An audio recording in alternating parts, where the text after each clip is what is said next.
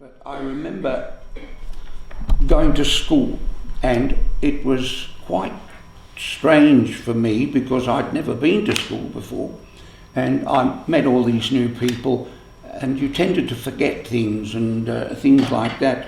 But my real first memory was of my father bringing me home on leave a German helmet, which I kept at home. And I went to school one day. I'd never seen a banana. I'd never eaten a banana. I actually knew what they were. But what he decided to do at 5 years of age, he swapped the banana with me for the tin helmet. And I thought that was a hell of a catch, a banana. So, but it was a long way for a guy like me to sit in class and have that banana in the drawer.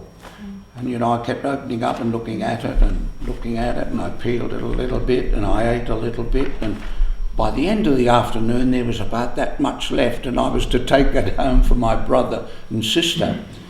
They hardly got a bite, but that was my first introduction to bananas. And Christmas time for us there, everything was on ration: meat, butter. You only got a little amount. During the war, there were obviously very heavy rationing, and it meant that foods were pretty hard to get, very little meat, and I've already talked about that earlier. But I can remember that we used to eat porridge and a couple of other foods like wheatbecks and stuff like that, and I certainly can't eat that anymore because we had it so much and so often that it became impossible to take anymore. So I had to learn what to do, and so by that stage I'd got to about 7, 8 or 9, somewhere about that, and I had a dog. And sort of living out in the country like that, what I used to do at night, I learned very early what to do. I used to go out rabbiting, and what I'd do, I'd put snares in the fence, send my dog out. This is 8 or 9 years of age. Send the dog out into the paddock. He'd run them into the snares, and I'd take them home, and Mum would do them, all that sort of thing. And I used to love being out at night. I got to about 9 or 10, something like that, and it was an absolutely beautiful thing for me to get the dog. Mum never worried about me because there was nobody around, nobody would get me. Evening and night times were very strange because you weren't allowed to have lights on, and the air raid wardens would be walking around the village, which was quite diversified, and if you had a little hole and chink in the curtains, he'd come and tell you. But the things I remember is that all the cars had only a little film of light where they'd put stickers over the lights, so there was only probably an inch high that they had to drive the cars with. That was, a thing that sort of, you couldn't see the cars on the road. They used to get up to you before they got there. And I used to go up the fields. We used to catch rats and all sorts of things. We didn't eat the rats, but the dog, he loved killing rats. But I went up there one night, and there was another farm, and I thought, well, I'll go up and see if there's anything on there. And I went to go in, and there's an old fellow sitting there on a bale of hay. And he said, "What are you up to, boy?" And I said, "Look, I'm trying to get some rabbits and things like that." And we talked for a while, probably an hour and a half. And he said, "Well, I better teach you." And he was an old Norfolk poacher, and poachers in those days were fellas that used to go out, and the gentry owned all the land, and they had pheasants and partridges and all those sorts of things there. So they had the gamekeepers to look after them. So this old fellow taught me everything. I'll try and explain it to you. He taught me how to gate net. Hares, not as I see them here now and I see them there, were they used to be out in the field, but they'd always make for a fence. So he had these nets that he put up over the fence, sent the dog out, and the dog would run the hares into, for a boy of 9 or 10 or something like this, a hare came through, and with the net, and you jump on it, you get scratched, but he didn't care. But he then taught me all the other things, which were getting the pheasants out of the trees and all these sorts of things. And it was quite a life, it really was. And so that probably was the first part. But the Germans started to bomb, and we living right out where we did, the Germans would, what they didn't do in the early stages of the war, they didn't bomb in thousands of bombers and things like that. One used to sneak over and drop bombs on Norwich. A few nights later, he'd drop bombs on other places. The reasons for that is that the English built places out in the country that looked like a city, and they built an aerodrome. There was an aerodrome. They had wooden planes on it, and they had all sorts of things to confuse, but there were a lot of these. It was to confuse the Germans. If they came over, they'd light them, and they'd think they were the bombers burning up and all this sort of thing. But in actual fact, they weren't. So, they played nip and tuck with each other and all that sort of thing. A little later in the war, they got very cruel. I don't know whether the English ever did it, but what they do, there was one particular bomber, aeroplane, 2-engine, very quick, and he was obviously a specialist, because what he'd do, he'd fly over at 4 o'clock in the afternoon when everybody was coming out of the factories, the kids were coming out of school and all that sort of thing, and he'd fly down the street and machine gun. It was only to frighten people and to put a lot of misery in them, so they'd get really worried. The people used to run for shelter. They build these shelters, and the people would run down there. And then one night they actually dropped a bomb and it landed right on it and killed 75 people.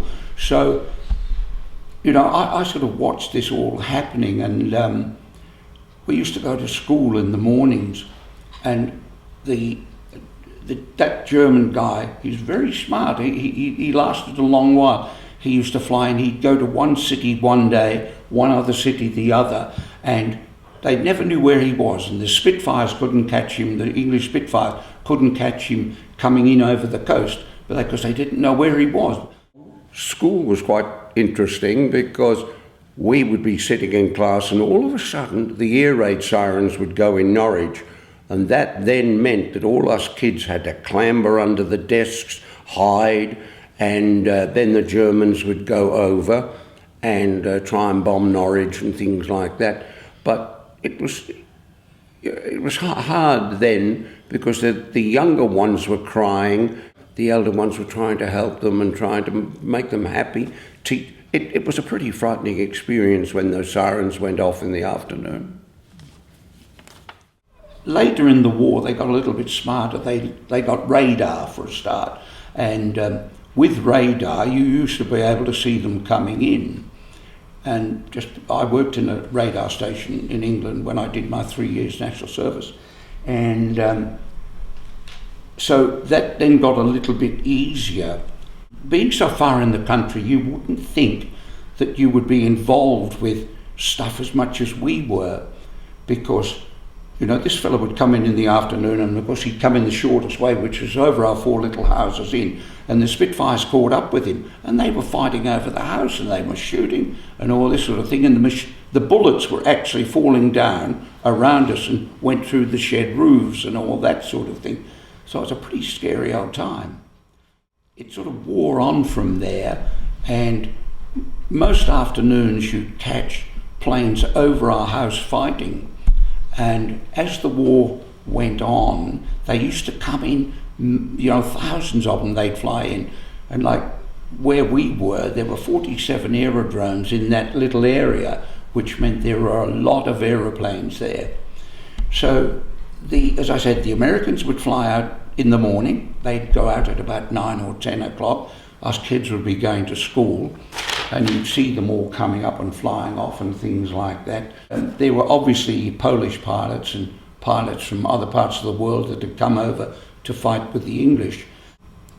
They went out in the mornings, and we used to walk to school and see them. Then it sort of got to the stage of coming back in the afternoon around about 4 o'clock, 4 p.m., 3:30, 4 o'clock. And us kids would all be out in the harvest fields where they were cutting the corn, where we try and catch the rabbits. And you'd watch them, they'd come in, thousands thousands of them, and they'd be firing different types of lights. Red, we've got dead on board. This one, we're running out of petrol, and all these different coloured lights.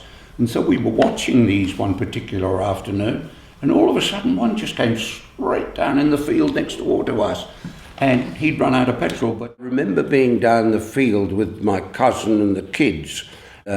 All of a sudden there was one hell of an explosion, and the mud and the dirt came up. It flew everywhere, pieces of material, tin and things like that, and it just frightened us. So what we did, we panicked and we all started to run for home. And my mother came out of the house and ran towards us, and my cousin was dragging my younger sister along behind her, and she was a very brave little girl. All I saw was him sliding across the field, and saw 3 or 4 fellas fall out of the plane and all that sort of thing. 4 died, there were, and so that was sort of a normal afternoon for us, not so much having planes crash, but having them coming in, going out, and all that sort of thing. Well, it got to the stage where they had these huge radar masts. I don't know if you know, they're huge poles. They had the big ones, and out of our window you could see 4 of them. And when I got up, or we all got up one morning and had a look out, one of them was gone. And an aeroplane, an American aeroplane, had come back and didn't see it, flew straight in it and crashed. And I can remember looking there, and on one of the other ones was a flying jacket. So there were a number of people killed there, but that was sort of the war. That's what it was. It was a case of them coming over, bombing us, and them us going there. But I think what really happened, it was a case early in the war of the 2 countries having a bit of an understanding. We won't bomb cities where people are, and we won't do that sort of thing. They tried to bomb the aerodromes, or the places that were, such. What they did too, they built not only those aerodromes I was telling you about, they actually built bridges and fire so that they'd bomb them instead of going on to Norwich. The Germans and raiders are very smart, and the English decided to build villages with outside villages, and they would build airfields with Wooten aeroplanes on them outside the village. And outside Norwich there were 5 or 6 aerodromes, and at night when they knew the Germans were coming over, they used to set those on fire, and the Germans thought they were planes burning down there, so they'd bomb there instead of bombing on to Norwich. It didn't work after a while, because actually what happened, and it was a bit of a shame, the Germans bombed a city and they killed thousands of people. So what did the British do the next day? Got in their planes, went over and bombed their city. So that was really when the war started to hit people like us and just the normal people.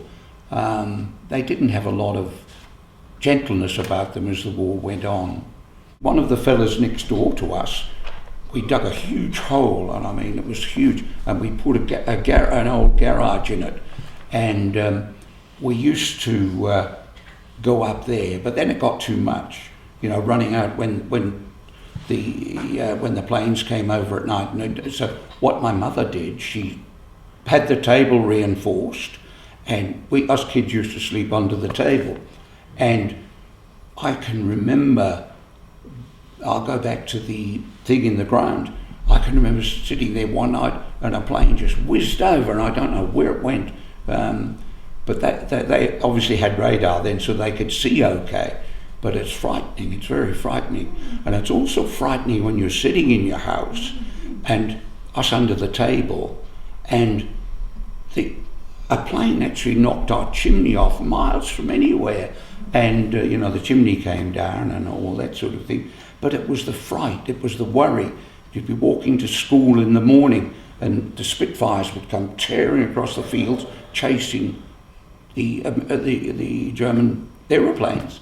And so we had a bit of a it was a bit of a nasty old time. Mum used to go on as though nothing was going on, but we had a hell of a fright one night because she was making some jam on the fire, and my two sisters, my father had sent them one bag for the eldest one, a handbag, and they were fighting with each other, and the poor little girl sat in all this jam and things like that. They had to cart her off to the hospital next morning. No ambulances, no nothing like that. They had to put her on the bus and take her and put her into hospital. So things were fairly primitive at times, but that, you sort of got over that. But there were things that used to happen, like the Germans had been captured and they were working on the fields, pulling up sugar beet, doing all that sort of thing. So what they did, they used to come over to my mum and ask if they could borrow a bath so they could take it back and make alcohol out of it. So they made my kids, or my brother and sister, they made them little wooden toys. But my elder sister, she would have nothing to do with them. She was only about 7 or 8. They were the enemy. But that's a daughter. We didn't think like that. It did get worse. It got a lot worse than that, because the Germans got a V1 and a V2, which was one was a bomber, which had nobody in it. It just had a fire coming out of the back, and it used to fly. It used to fly over over from Germany, France, over there, and sometimes they would come straight. The light would go out and they'd come straight down, or another time the light would go out and they would just glide across to a few hundred miles. It just depended. The little boy next door, please, I'm going to say a swear word here, he was only 6. What happened, he used to come running in to get under the table with us, and I heard him running, and he said, Miss Browne, let me in, the bloody light's gone out. Because the light went out and he thought it was going to crash. So they're good, they're memories that I've got. And then the V2s, which were the big rockets that they sent up, and they used to come over, and of course they were aiming for a city or the aerodromes or anything like that, but they were very primitive in the early days, because they didn't really know what they would do, how far they would go. Us kids, 4 or 5 of us, were all down under a chestnut tree, which came down in a little bank like that, and the chestnut tree was beneath it. And we were under there getting chestnuts, and the next thing, everything, it just blew up. It had crashed in the field behind the thing. It just went everywhere, and all I can remember looking out, seeing in the field in front of me, was a shrapnel and lumps going up and all that sort of thing. Well, running home, my mum come running down, and I tell you what, I wasn't very brave that day, I can promise you. It's very frightening. The war sort of developed on, and it got worse, and then Norwich, I can remember looking out the window in the morning when there were when it was just getting light, because at night, if you opened a chink in your curtain, the old air raid warden would come round and bang on your window and say, "You're showing a light, you're showing a light." And they would be minuscule. But I can remember looking out and seeing Norwich all on fire, and going in the next morning and having a look. They made a hell of a mess of Norwich, they really did. I think it was probably one of the heaviest bombed cities in England at the point, because it had so much going for it in the way that it was building everything and doing everything, so they really wanted to get rid of that. After the war, I've got a heck of a lot that I can interest you in, and if anybody wants to leave, please, that doesn't matter.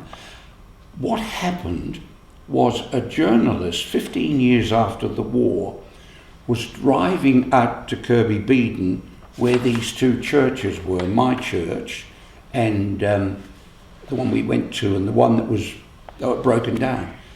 And he was driving past, and it was 3 o'clock in the afternoon, and all of a sudden he had to stop. He was petrified. He heard noises, he heard bombs dropping, and they've tried to work it out since whether he was fully, but when they worked out that actual moment was 3 o'clock in the afternoon when this other bomber dropped in the field the other side.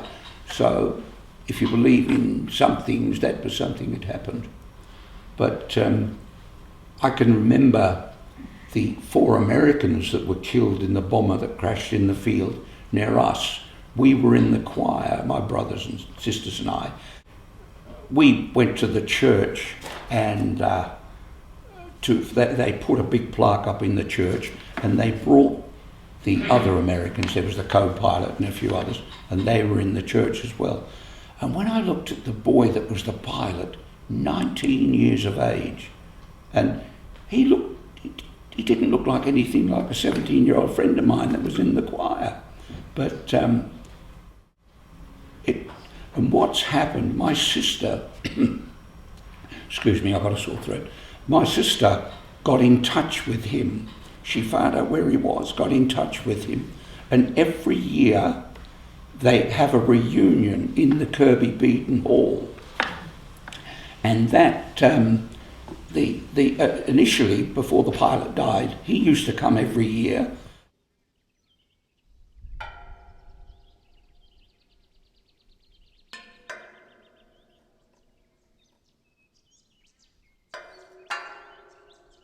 They've made a big thing of that because now the children come, and it's the last week in every September. So there's still a relationship between, the people that were involved there.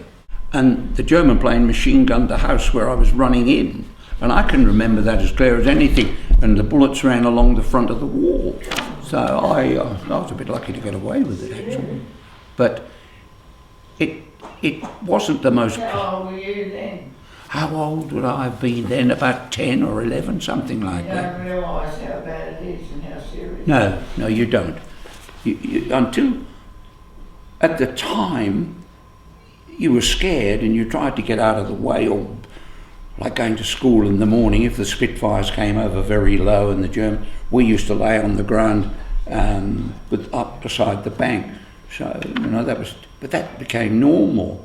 And if we were playing sport out on the field, and all of a sudden there was one of these big bangs where one of these rockets or things had gone down, we were taught to always lay flat on the ground and things like that. So during the war, my father used to get leave, and of course he would go and stay at the barracks in Norwich.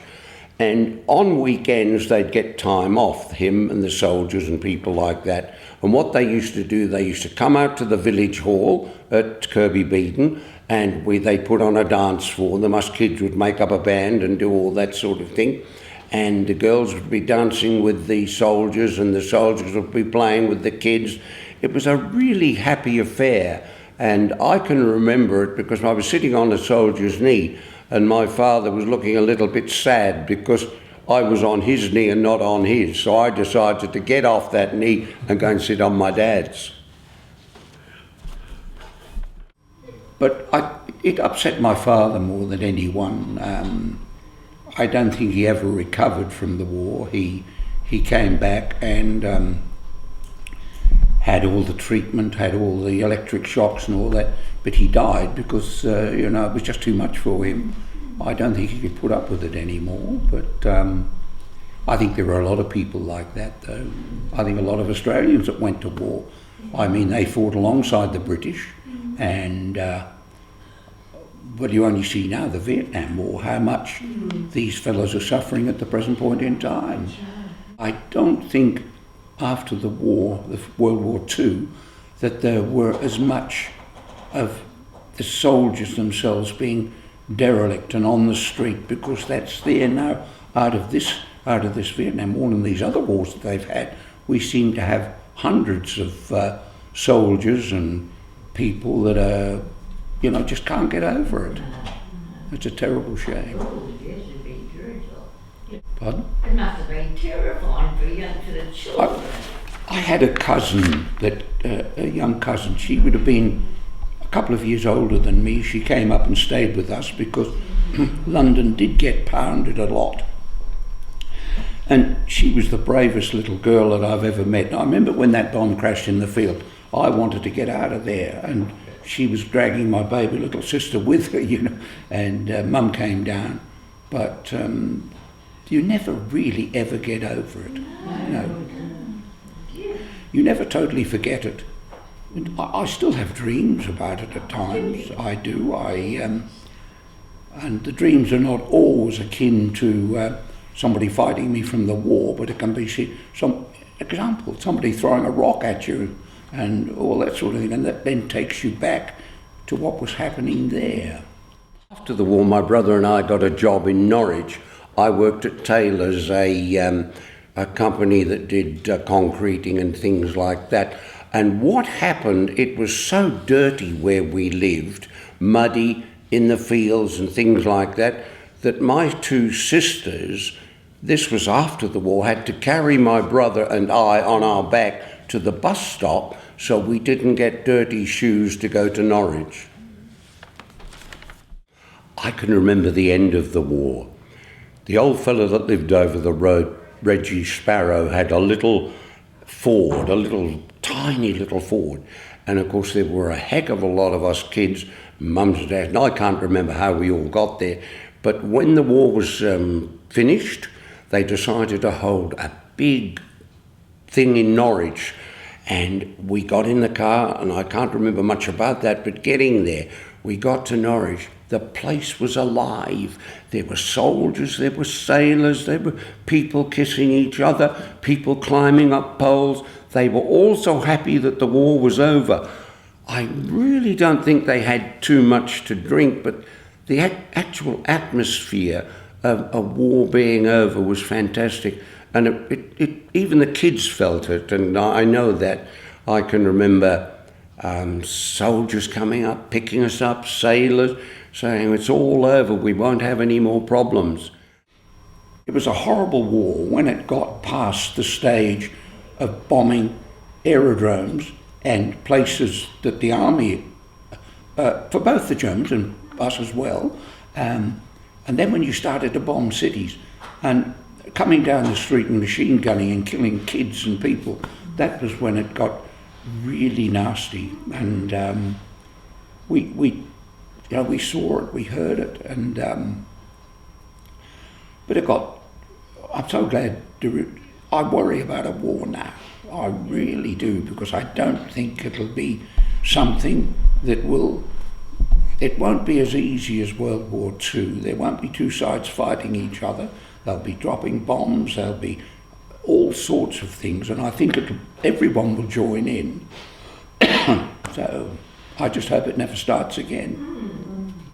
There were things that happened, like Mum used to take us for a walk on a Sunday afternoon. There'd be my baby sister in the pram, there would be my elder sister and myself and my brother, and we would we'd walk down to a place called the Bramerton Woods End. It was a hotel, nobody went in, but all the boats, if there were any boats, they used to pull up there. I can remember one Sunday afternoon my mum took us kids and the boy next door down to the Bramerton Woods End, which was a pub. And what happened there was that the soldiers used to spend their weekends crossing the river, which was quite wide, and what they used to do, they used to have little turret boats where they used to put the tanks on with the men in them and all that sort of thing and cross the river. One was halfway across and it slipped and it rolled over and it went straight down into the river, and all the men were drowned and they couldn't get them out. There was nothing to get them out with.